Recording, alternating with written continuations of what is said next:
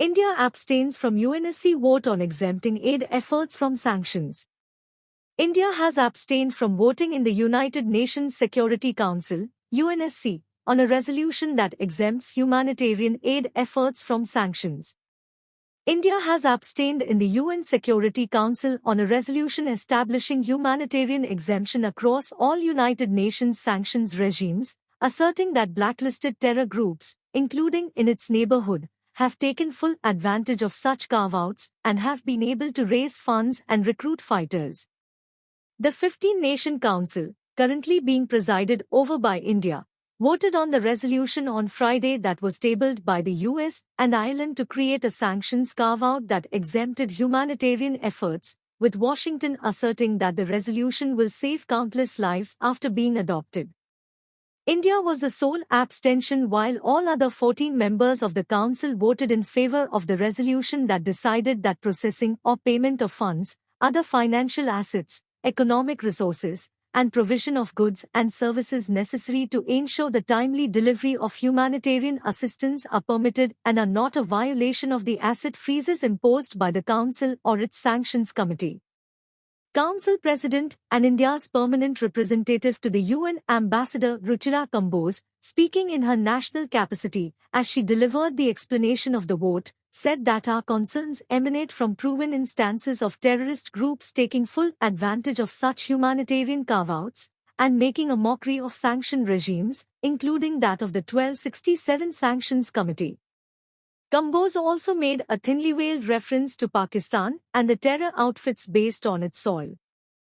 There have also been several cases of terrorist groups in our neighborhood, including those listed by this council, reincarnating themselves as humanitarian organizations and civil society groups precisely to evade these sanctions, she said in an apparent reference to Jamaat-ud-Dawa, Judy, which calls itself a humanitarian charity but is widely seen as a front organization for the Lashkar-e-Taiba, lit.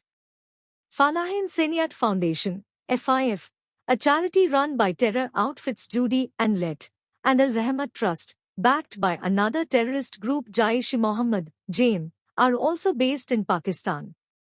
These terrorist organizations use the umbrella of the humanitarian assistance space to raise funds and recruit fighters, she said.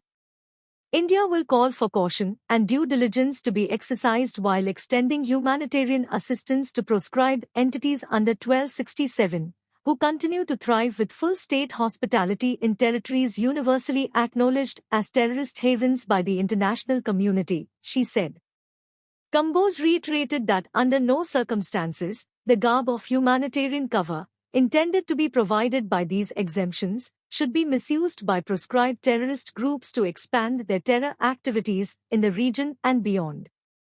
More importantly, such exemptions must not facilitate the mainstreaming of terror entities in the political space in our region. Due diligence and extreme caution in the implementation of this resolution, therefore, is an absolute must, she said. Kamboj said that for this very reason, India had sought in the text of the resolution a proactive role for the 1267 monitoring team, coupled with robust reporting standards and mechanisms. We regret that these specific concerns were not fully addressed in the final text adopted today.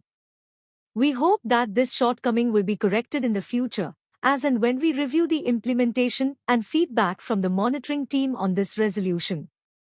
Exempted critical humanitarian activities from UN sanctions, and in doing so, we have also made our existing UN sanctions more effective and better targeted toward bad actors, she said. Irish Ambassador Fergal Mython said the resolution, which establishes a humanitarian carve-out across all UN sanctions regimes, has a very clear aim of dealing systematically with the unintended or unintended humanitarian consequences of UN sanctions regimes. If you like this video, just subscribe to my channel and keep bell icon for latest news updates.